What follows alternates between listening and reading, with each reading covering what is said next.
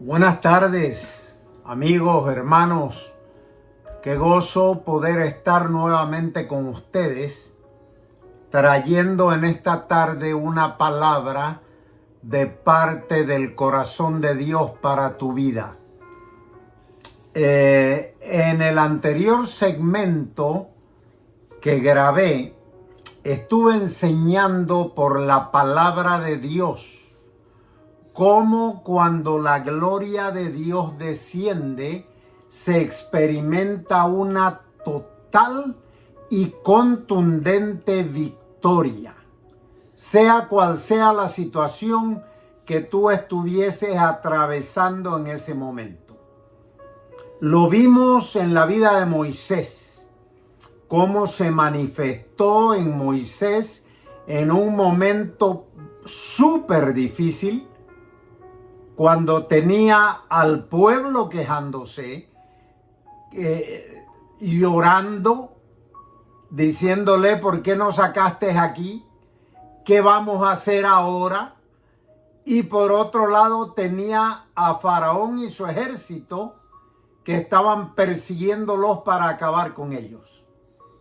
¿Cómo Dios manifestó su gloria en el momento en que Moisés obedece la palabra de Dios, la instrucción de Dios?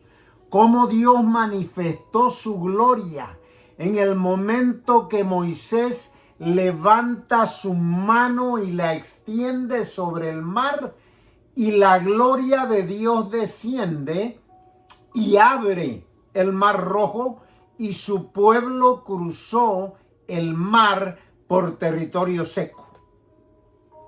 Luego lo vemos más adelante en la vida de Josué sobre el pueblo de Israel, cuando les toca ya entrar en la tierra prometida y tienen el río Jordán por delante. Ya en ese momento la gloria de Dios habitaba en el arca del pacto. Ya ellos tenían el tabernáculo. Y en el arca era donde habitaba la gloria de Jehová Dios. Cuando ellos fueron a cruzar el Mar Rojo, el río Jordán, por instrucción de Dios, llevaron el arca del pacto. Y tan pronto, exactamente como Dios lo instruyó, tan pronto los sacerdotes mojaron sus pies en las aguas del río Jordán, la gloria de Dios que estaba depositada en el arca se manifestó y abrió las aguas del río Jordán.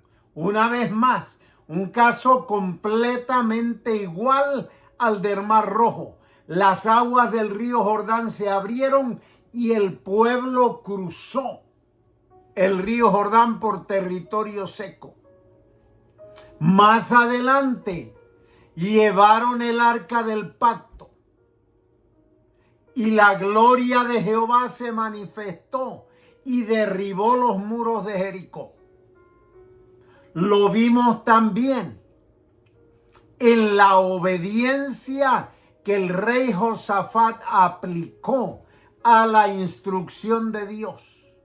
Una cosa que para la mente del hombre no tiene lógica ninguna.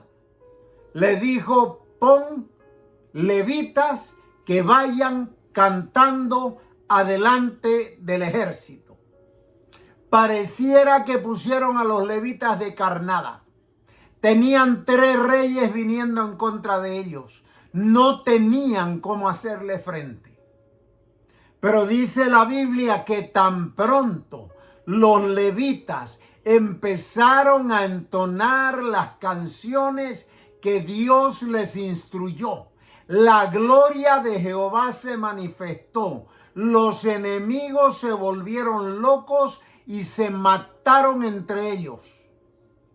Y la gente del ejército de Judá no tuvo que sacar una sola espada para pelear con nadie.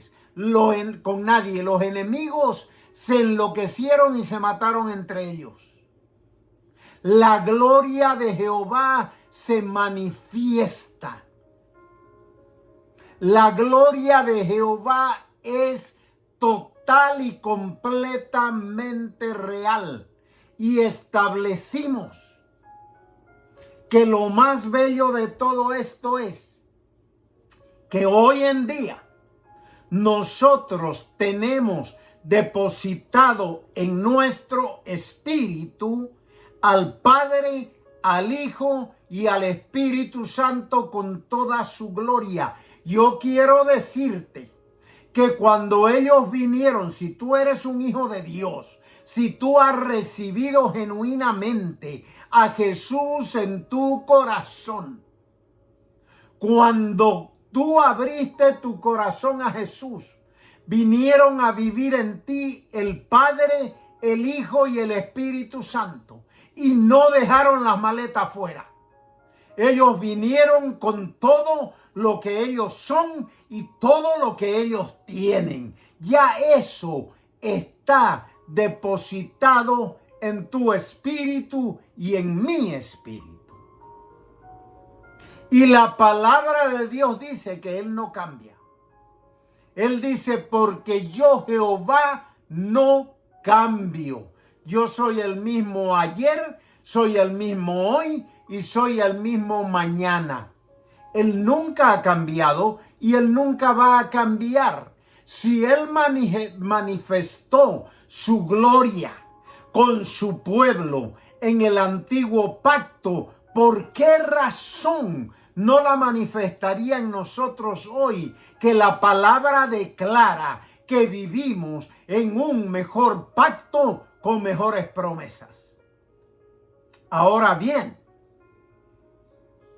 hoy vamos a ver cómo activar esa gloria que ya está depositada en nuestro espíritu. Esa gloria es parte de la herencia que Jesús nos proveyó en el sacrificio de la cruz del Calvario. Esa gloria ya está depositada. Existen por lo menos 3 cosas que nosotros necesitamos hacer para activar esa gloria. Esas 3 cosas o esos 3 puntos que son elementales para activar la gloria de Dios que ya está en tu espíritu. Los vamos a tocar en 3 segmentos diferentes porque no quiero ir a la carrera. Esto amerita que se le preste su tiempo. Entonces yo te exhorto a que no te pierdas ninguno de estos segmentos. Quiero comenzar este tiempo leyéndote 3 versículos que nos servirán como una base, como una plataforma para hablar de este tema. Y también porque quiero que tengas muy, pero muy en claro que lo que yo te estoy hablando aquí no es una utopía. Lo que yo te estoy hablando aquí está basado 100% en la palabra de Dios. Primer versículo, Colosenses 1:19. Dice, porque agradó a Dios. Aquí está hablando de Jesús. Si tú lees el contexto, lee los versículos anteriores, tú vas a ver que está hablando de Jesús. Y el 19 dice, porque agradó a Dios que habitara en él, en Jesús, toda la plenitud de Dios. A Dios Padre le agradó, le pareció bien que en Jesús habitase toda la plenitud del Padre. Segunda cita, San Juan 1:16. Dice, porque de su plenitud, estamos hablando de Jesús también, de su plenitud tomamos todos. Esto es para todos los que son hijos de Dios, los que han recibido a Jesús en su corazón. De su plenitud, de la plenitud que el Padre depositó en Jesús. De esa plenitud tomamos todos. Efesios 1:19. También está hablando de Jesús. Dice, y cuál la supereminente grandeza de su poder para con nosotros los que creemos. Está hablando del poder de Dios, de la grandeza de Dios, de la gloria de Dios, según la operación del poder de su fuerza. O sea, Él quiere que el poder de su fuerza, que la gloria de Él, que la manifestación de su espíritu sea real en tu vida. Esto está amarrado a cuanto tú le permitas que Él opere a través de ti. Versículo 20. La cual operó en Cristo, resucitándole de los muertos y sentándole a su diestra en los lugares celestiales. Mira qué grande, qué profundo es esto. Está hablando del poder de Dios que resucitó a Cristo Jesús de entre los muertos. La gloria de Dios que se presentó en aquella tumba. Esa tumba que estaba cerrada con una piedra, que se necesitaban muchos hombres para moverla, que había sido sellada con el anillo de la autoridad del momento. La gloria de Dios entró en aquella tumba, la piedra fue quitada, el sello se rompió y Jesús se levantó de entre los muertos. La gloria que resucitó a Jesús, de esa gloria está hablando.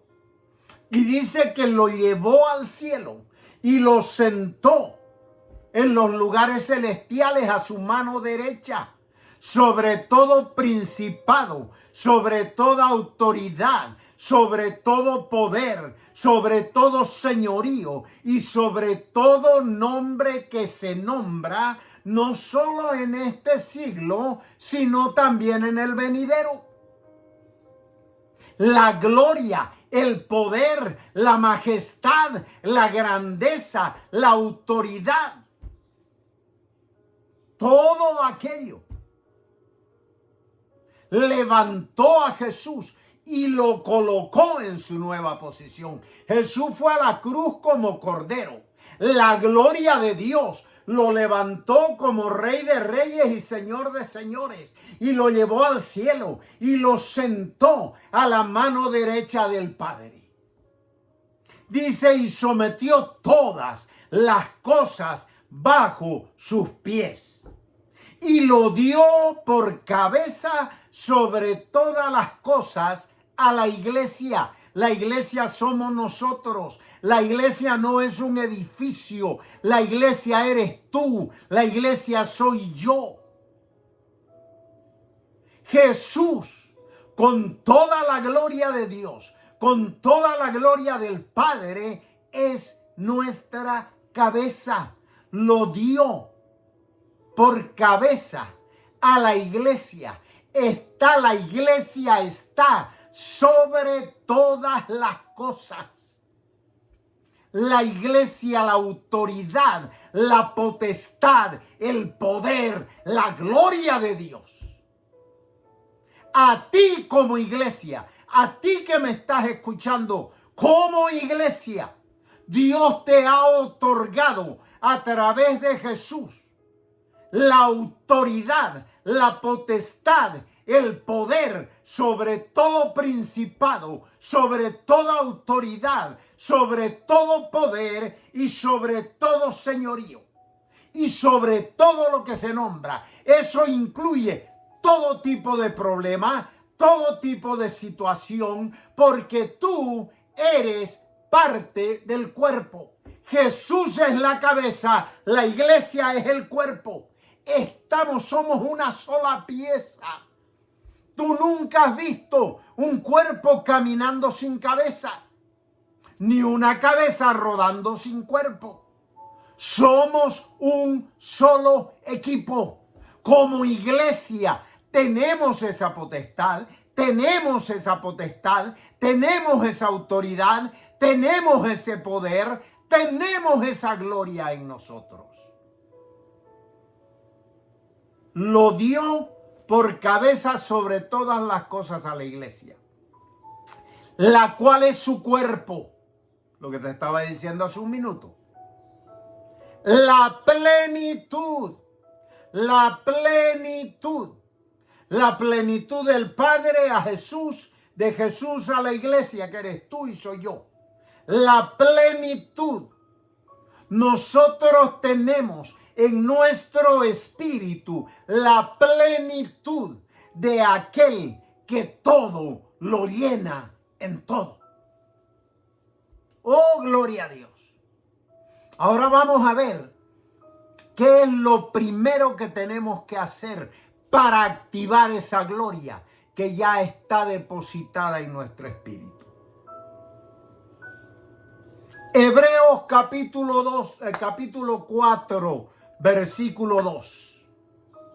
Dice, porque de la misma manera que a aquellos, también a nosotros nos han sido anunciadas las buenas nuevas. Pero no les aprovechó la palabra que escucharon, porque no fue mezclada con fe por los que la escucharon. Te está hablando de dos grupos de gente. Nosotros que oímos, que escuchamos la palabra y la recibimos con fe y le estamos sacando el beneficio, y cada día vamos a aprender cómo sacar más beneficio de esto. Pero hay otro grupo de personas que escucharon las mismas buenas nuevas y no les sirvió de nada porque no creyeron. No hubo fe para recibir las buenas nuevas. Entonces, ¿cuál es el primer ingrediente? El primer ingrediente se llama la fe. Ok, pero ¿qué es la fe? ¿Qué es la fe? Hebreos 11:1.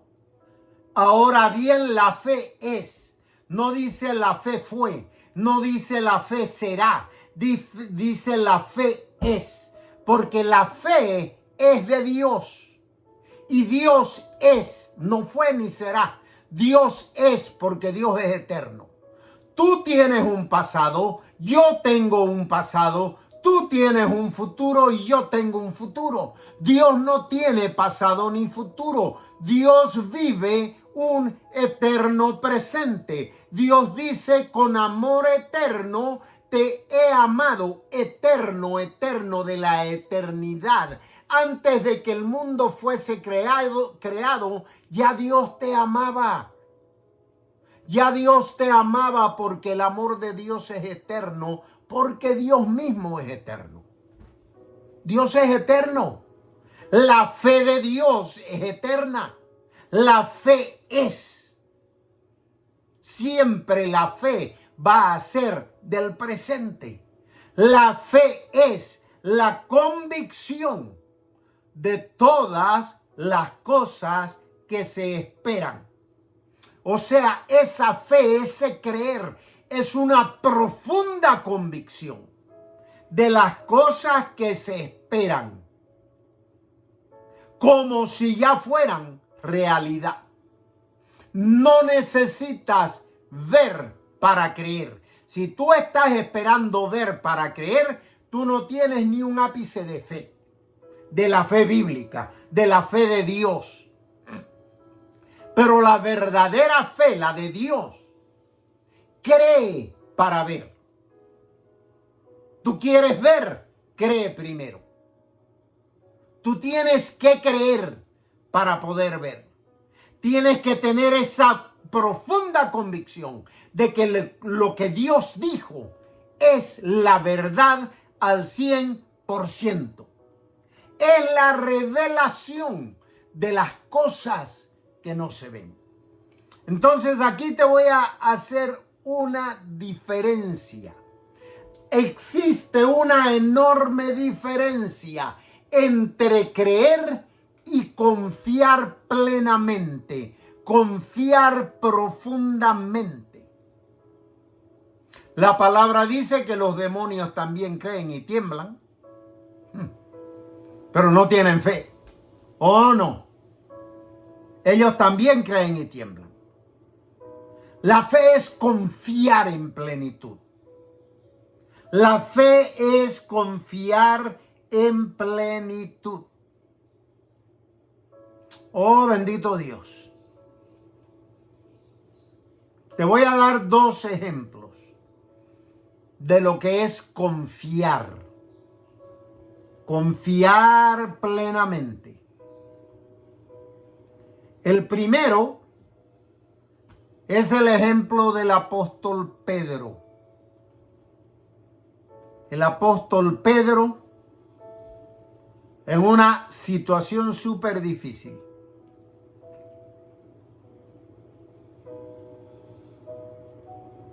Hechos capítulo 12, versículo 1. Dice, en este tiempo, el rey Herodes, que tenía por sobrenombre Agripa, aprendió a algunos de la iglesia para maltratarlos. Y matando a espada a Jacobo, el hermano de Juan. Al ver que esto había agradado a los judíos, también procedió a prender a Simón Pedro, Simón Cefas.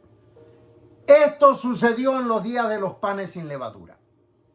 Lo aprendió y lo puso en prisión, entregándolo, observa esto, un hombre, entregándolo a 16 soldados para que lo custodiasen, para entregarlo al pueblo judío después de la Pascua. Mientras Simón era custodiado en la prisión, la congregación intercedía permanentemente por él ante Dios. Y aquí es donde voy. Y sucedió esa misma noche, casi al amanecer, cuando iban a entregarlo. Pedro sabía, porque sabía que le esperaba la muerte. No sabía si lo iban a colgar, no sabía si lo iban a matar a espada, no sabía si le iban a cortar la cabeza, él no sabía cómo, pero él sabía que a él lo pusieron en la cárcel para matarlo, igual que habían matado a Jacobo, el hermano de Juan. Dice, mientras Simón dormía en medio de 2 soldados sujetos con cadenas y otros custodiando las puertas de la prisión, se le presentó por encima de él un ángel de Yahweh y resplandeció una luz en el edificio. Y el ángel tocó a Simón en el costado y lo despertó diciéndole, levántate pronto. Entonces las cadenas cayeron de sus manos. Aquí la pregunta es de cómo Simón Pedro, que sabía que lo iban a matar, esa mañana probablemente, porque dice que estaba amaneciendo, de cómo Pedro pudo conciliar el sueño. Se acostó y se durmió. ¿Cómo Pedro pudo dormir con una situación como esa, sabiendo que lo pueden crucificar, sabiendo que le pueden cortar la cabeza, sabiendo que lo pueden quemar, sabiendo que lo pueden tirar a los leones? Había una serie de torturas horribles que cometían estas gentes. Él no sabía cómo. Él sabía que Herodes dijo: lo voy a matar para congraciarme con los judíos. Porque para Herodes, representación de Satanás, era un placer el matar a las personas. ¿Cómo pudo conciliar el sueño? Justamente porque había una profunda convicción en Pedro de que su Señor no lo iba a abandonar. Pudo dormir tranquilo. Y esa confianza, esa convicción, junto a la oración profunda de la iglesia que rompía todo tipo de atadura, produjo que la gloria de Dios se manifestase en esa cárcel y que el ángel sacara a Pedro de ese lugar, y nadie los vio. Nadie los vio. El ángel lo acompañó por 2 cuadras y después se le desapareció. Y Pedro todavía no caía en la realidad de que eso era verdad. El segundo caso es el caso de Abraham. Romanos capítulo 4 dice, versículo 17, como está escrito, te he puesto por padre de muchas naciones, delante de Dios a quien tú has creído. Este tipo de creencia, este nivel de creencia, es ese nivel del que te estoy hablando. Mira lo que dice: delante de quien tú has creído, que da vida a los muertos y que llama las cosas que no son como si fueran. La fe de Dios en acción. Y sin tener esperanza físicamente, creyó, tuvo fe, tuvo convicción, tuvo total seguridad. Y sin tener esperanza, él creyó en la esperanza de que llegaría a ser padre de muchas naciones. Como está escrito, así será tu descendencia. Versículo 19. Y sin debilitarse en su fe, aunque contempló su cuerpo muerto de casi 100 años. Esa era la realidad física. Y la matriz muerta de Sara, que había sido estéril toda su vida. La realidad física. No dudó de la promesa de Dios como un incrédulo, sino que fortaleciéndose en fe, dio gloria a Dios, convencido. La versión Reina Valera dice plenamente convencido de que lo que Dios le había prometido podía cumplirlo. Él sabía que el que le hizo la promesa era fiel y era poderoso para cumplir su promesa. Entonces él miraba su condición física. Él no dejaba de mirarla. Todos los días él se miraba. Todos los días él tenía que enfrentarse al espejo de la realidad física. Pero él no se debilitaba en su fe. Él se fortalecía en su fe. Plenamente convencido. Plenamente convencido. Esta es mi realidad. No lo niego. Yo no niego mi realidad. Esta es mi realidad. pero yo sé quién me dio la promesa. Yo sé quién me dio la promesa. Yo sé quién me dio la promesa. Yo sé que el que me dio la promesa es más que fiel y más que poderoso para cumplir lo que me prometió. Y probablemente le decían que era un ridículo. Probablemente la misma Sara no lo creía. Pero él lo creía. A él le fue dada la promesa. Él lo creía y él lo repetía. El que me prometió lo cumple. El que me prometió lo cumple. El que me prometió lo cumple. Dice, por lo cual el resultado de su fe le fue considerada su fe por justicia. Mi hermano, mi amigo, este es un ingrediente básico que necesitamos en nuestra vida y en nuestra relación diaria con Dios. Nuestra fe no se puede debilitar.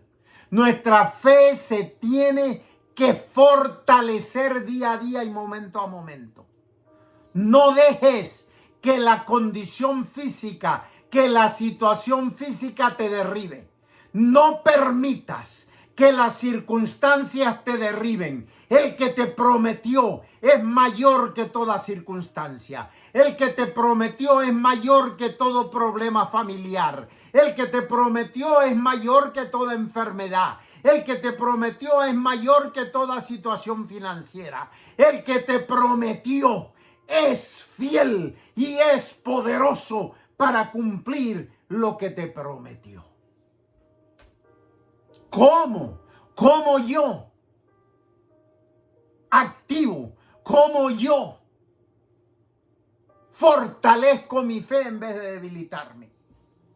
Dice, dando gloria a Dios. Dice que Abraham daba gloria a Dios, que le había hecho la promesa. En vez de decir, ay, qué condición tengo, él decía, gracias Señor, gracias por la promesa que me diste, gracias porque yo sé, porque sé, mil veces sé que tú eres fiel, que tú eres poderoso y que tú vas a cumplir lo que tú me prometiste.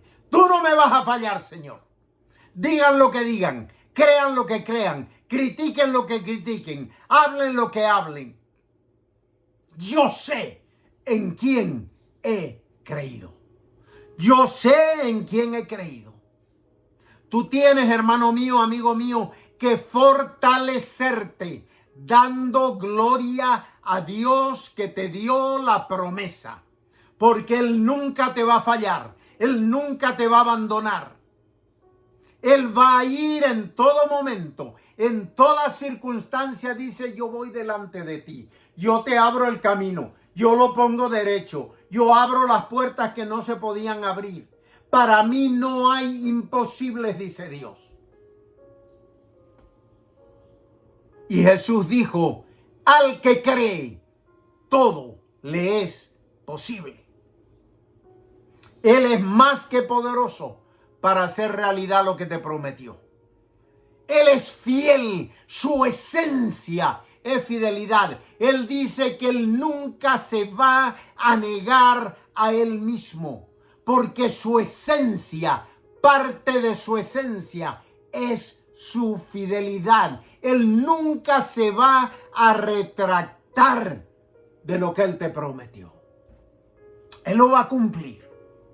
Él lo va a cumplir. La palabra dice que sin fe es imposible agradarle a Dios. Es imposible. Tú necesitas este nivel de fe, no de simplemente decir yo creo, no. Es de creer, es de estar plenamente convencido, que tú lo sientes, que lo que tú crees corre en tus venas, corre en tu sistema, lo tienes impregnado en todo tu ser.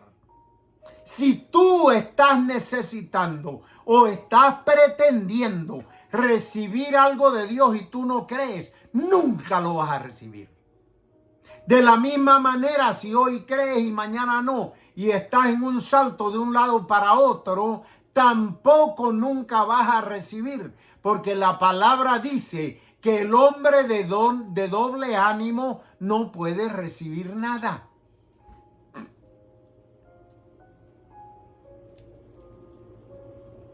Santiago 2, 19 y 20. Si tú crees que Dios es uno, haces bien. Los espíritus malignos también creen y tiemblan. Pero ¿quieres saber, oh hombre débil, que la fe sin obras es muerta? La fe no es decir yo creo. La fe es aquella convicción profunda y total de que el que te prometió no miente, que el que te prometió te cumple. Eso es lo que provoca que tu fe entre en acción. Cuando crees y confías de esta manera, yo te garantizo que tú vas a ver la gloria de Dios en tu vida. Jesús dijo, tengan fe. Marcos 11, 22 y 23. Dijo, tengan la fe de Dios.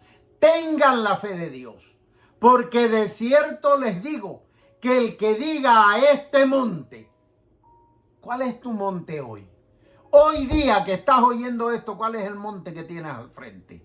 El que diga a este monte, levántate y échate en el mar, y no duda en su corazón, sino que cree, que tiene convicción total, que está plenamente convencido, sino que cree que lo que dice le será hecho, lo que diga le será hecho.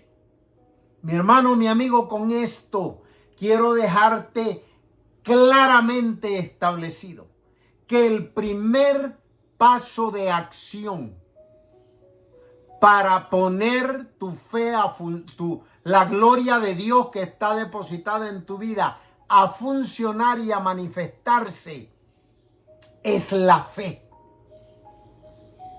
La fe la fe es el primer paso que tú debes dar, pero de la manera que te lo expliqué. Primeramente tienes que creer con total y absoluta confianza que la gloria ya está en ti. Tienes que tener esa fe, esa convicción plena de que Él nunca te va a fallar, que lo que Él te prometió, Él lo va a cumplir. Tienes que saber plenamente convencido que cualquiera que sea el monte que tú tienes al frente, si tú crees de esa manera, la gloria de Dios se va a manifestar y el monte va a desaparecer de delante de ti. La intervención del elemento de la fe es básico. Sin eso no hay nada.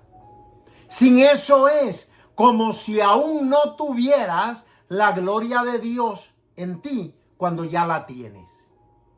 Mi amigo, se me acaba el tiempo. El segundo ingrediente que necesitamos para provocar una explosión de la gloria de Dios en nuestras vidas, lo vamos a ver en el próximo segmento. No te lo pierdas. Pero antes de cerrar, amigo mío que estás oyendo esto, quiero decirte que el primer paso de fe es el abrir el corazón a Jesús. El creer que Jesús murió en la cruz del Calvario. El creer que la sangre que Él derramó limpia tu vida de todo pecado. Si nunca lo has hecho, te invito a hacerlo ahora mismo. Únete a mí en esta oración. Para lo que estás haciendo y dile: Padre Celestial, creo plenamente en lo que Jesús hizo en la cruz. Por eso en este momento, Señor Jesús, te pido que vengas a vivir en mi corazón.